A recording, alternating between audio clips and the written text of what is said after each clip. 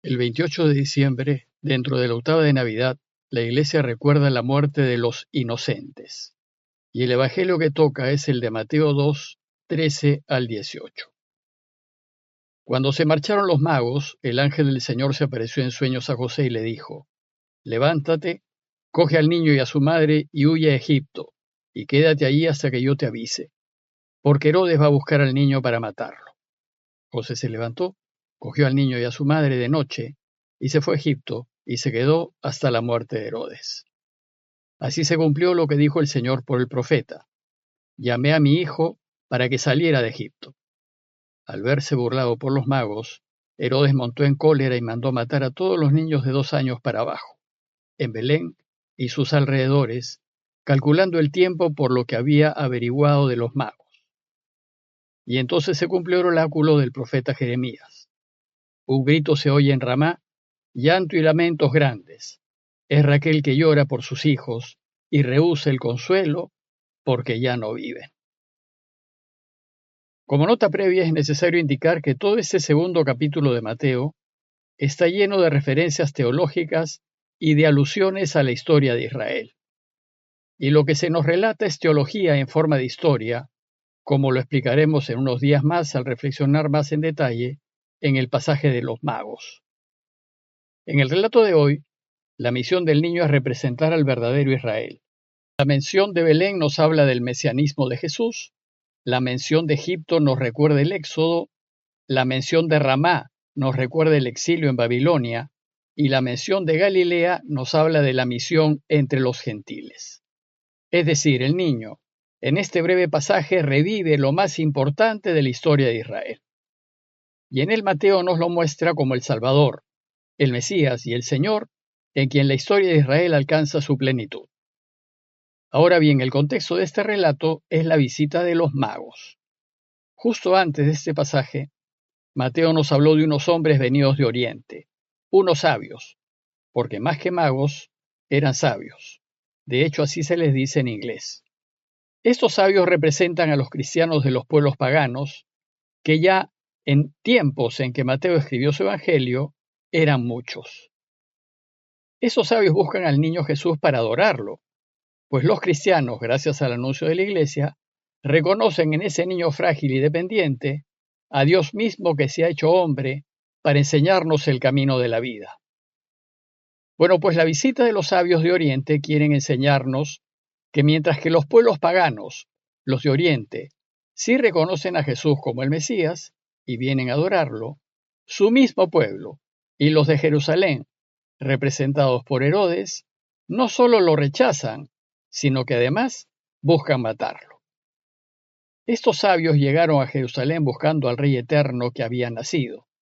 Herodes se enteró de que buscaban al Mesías recién nacido, se puso nervioso porque hablaban de un rey y empezó a averiguar dónde debía nacer tal rey.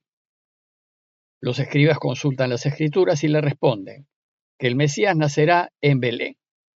De hecho, el profeta Miqueas 5:1 dice: Tú, Belén Efratá, aunque eres la menor entre las familias de Judá, de ti me ha de salir aquel que ha de dominar en Israel, y cuyos orígenes son de antigüedad desde los días de antaño. Entonces, si estos sabios dicen que ya ha nacido el Mesías, y él sabe que ha nacido en Belén, Herodes no duda en decidir eliminar al mismo Mesías. Y esto es lo que sucederá más adelante. El mismo pueblo de Israel crucificará al Mesías.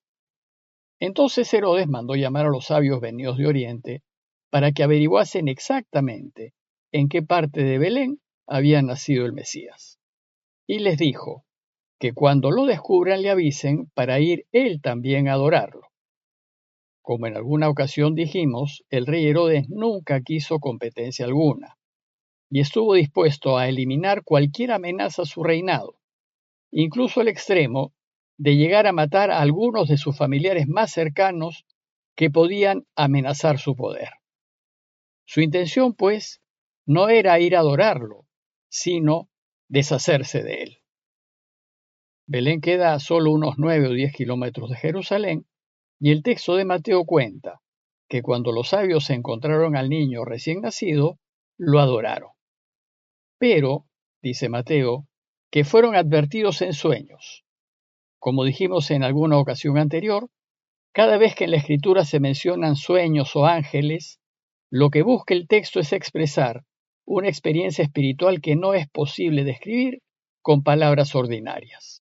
Aquí, la mención de sueños indica oración y por medio de la oración Dios hizo ver a los sabios que no debían volver a Jerusalén a contarle a Herodes dónde estaba el niño. Ellos entonces, haciéndole caso a Dios, regresaron a su tierra por otro camino. El texto de hoy empieza diciéndonos que cuando se marcharon los magos, el ángel del Señor se apareció en sueños a José. Hemos de pensar que en la oración Dios le hizo ver a José su voluntad. Y lo que le pide, dice el texto, es: levántate, coge al niño y a su madre y huye a Egipto, y quédate allí hasta que yo te avise, porque Herodes va a buscar al niño para matarlo. Como la intención de Herodes era matar al niño, la familia decide huir a Egipto. Esto nos recuerda la historia de Moisés, en Éxodo 2:15, que tiene que huir a Madián porque el faraón quería matarlo por defender a su pueblo. El que Jesús vaya a Egipto también nos hace recordar la historia de José, uno de los 12 hijos de Jacob, que por celos fue vendido como esclavo por sus hermanos a unos mercaderes que terminaron llevándole a Egipto. Años después resultó que José llegó a ser un hombre de mucha confianza del faraón, y cuando vino una sequía muy fuerte en Israel, a fin de sobrevivir, los hermanos de José, los que lo vendieron, viajaron a Egipto a comprar trigo y se encontraron con que el responsable de la distribución del trigo era su hermano José.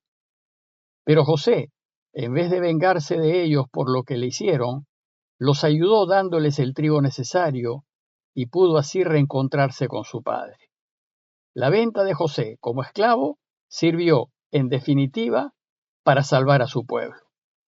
Y es así como las Escrituras explican, en Génesis 46, 1 al 7, cómo así el pueblo de Israel terminó viviendo en Egipto. Así también ahora, Jesús y su familia huirán a Egipto en un viaje no deseado, preanunciando de esta manera que así como lo fue José, el hijo menor de Jacob, Jesús será el Salvador de su pueblo. Si uno es una persona de Dios, las cosas que le suceden, aunque en un principio puedan parecer negativas, siempre desembocarán en algo positivo, pues Dios cuidará sus pasos. Pues como dice el dicho, no hay mal que por bien no venga. José, el esposo de María, ciertamente un hombre de Dios y siempre dispuesto a hacer su voluntad, no lo pensó dos veces, y dice el texto que se levantó, cogió al niño y a su madre de noche, y se fue a Egipto y se quedó allá hasta la muerte de Herodes. Luego Mateo nos hace otro alcance teológico diciéndonos que así se cumplió lo que dijo el Señor por el profeta: llamé a mi hijo para que saliera de Egipto. Pero esta vez la relación es con Moisés, pues así como Moisés salió de Egipto liberando a su pueblo, ahora Jesús es presentado como el nuevo Moisés, como el verdadero liberador de Israel. Entonces dice el texto que Herodes, al verse burlado por los magos, montó en cólera y mandó matar a todos los niños de 2 años para abajo en Belén y sus alrededores, calculando el tiempo por lo que había averiguado de los magos. La crueldad de Herodes se hace evidente en la matanza de los niños inocentes. Esta medida tan drástica, solo para eliminar a un Mesías potencial, calza con el sanguinario carácter de Herodes. También nos recuerda la decisión del faraón, en Génesis 1, 15, 16, de matar a todo niño que naciese a fin de que el pueblo de Israel no creciese y se hiciese más fuerte que el pueblo egipcio. Y así de nuevo Jesús es presentado como el nuevo Moisés. El resultado fue que todos los que murieron fueron víctimas inocentes, y en este caso niños indefensos. Y esto es precisamente lo que hacen las ansias de poder. Muchos inocentes mueren por ello, y eso es lo que sucede en la historia por causa de Jesús. Muchos inocentes morirán. El texto de hoy concluye con una cita de Jeremías 31:15. Entonces, dice el texto, se cumplió el oráculo del profeta Jeremías. Un grito se oye en Ramá, llanto y lamentos grandes. Es Raquel que llora por sus hijos y rehúsa el consuelo, porque ya no viven.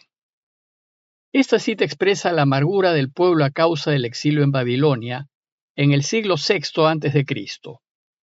Raquel fue la esposa preferida de Jacob y fue la madre de José, aquel que terminó vendido por sus hermanos en Egipto. Algunos, como 1 Samuel 10:2, sitúan la tumba de Raquel en Ramá, pero otros la sitúan cerca de Belén. Ramá era una ciudad a unos 8 kilómetros al norte de Jerusalén, en donde Babilonia reunió a todos aquellos que iban a ser deportados a Babilonia. Y ello fue causa de un enorme dolor para el pueblo de Israel.